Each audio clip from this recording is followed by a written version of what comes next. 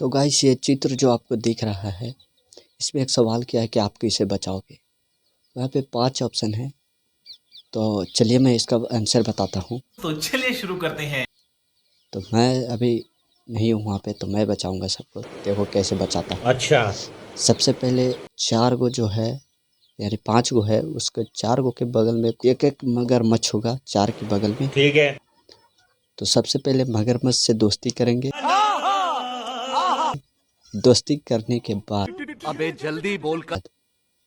उसको उसको पीठ पर एक एक करके सवार कर देंगे चारों के। तो चारों लेकर चल जाएगा और जो एक वो बचेगा वो मैं तैर कर लेकर चलाऊंगा। क्या बात है सर, क्या बात है सर। तो सॉल्व हो गया। तो कैसा लगा वीडियो भाई, कमेंट करके बताना। मिलते हैं अगले वीडियो।